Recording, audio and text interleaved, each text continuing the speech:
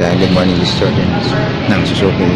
So ito yung nire-review natin ngayon, yung ating bagong Jimny GLX automatic. So ito yung with manual change. Okay po. So ito yung harap. Actually itong unit pala na to is special color, kulay coffee green. Okay, so siya yung isa sa mga rare color ng Jimny. Okay, so gusto ko lang i-review para sa mga gustong makita yung bagong Jimny. Okay, so ito yung harap. Okay, so fog lamp. Okay, ito yung gulong niya. Okay, so ang size ng gulong is 15. So ito yung side view.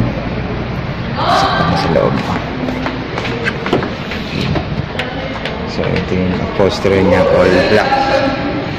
Okay, so ngayon nakakabit na yung seat cover. Okay, kasi for release na rin to.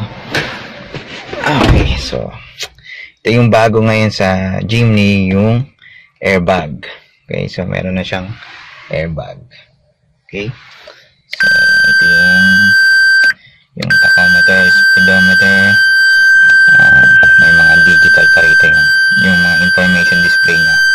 Okay, so wala nga lang tayong susi, kaya wala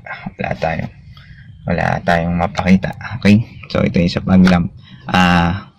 Tama, fog lamp. Then ito yung control sa rear, sa side mirror. Okay, so power window, yan, dalawa. Okay, ito yung lock. Then okay, automatic. Ito yung head unit. Yan. So dual airbag siya. Yan, sa passenger. So ito excuse me. Ito yung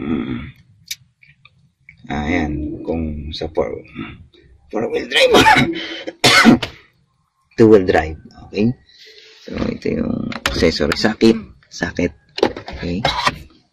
Okay, lalagyan ng coins, yung nilalang ashtray. Ginagawa dyan. Okay, so aircon controls. Then yan, cup holder. So meron din dito para sa likod. Ito para sa drivers. Okay, ano pa ba? Ito, salamin. Okay. Yan. Lights. Okay. So dito sa likod, yan. Ito yung passenger. Sa passenger. Okay, so 4-seaters po ang ating Jimny. So meron din po kung siyang cup holder sa gilid. Yan. Ito sa kabila.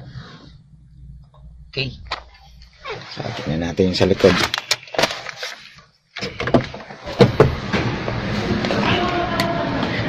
Okay.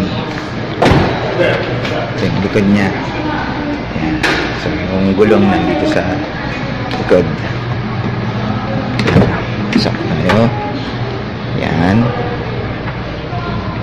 Okay, so ayan po. Likod. So yung likod, kung gusto niyo po ng extra compartment, yan, pwedeng ganyan po. Okay, so may mga konting lalagyan dito.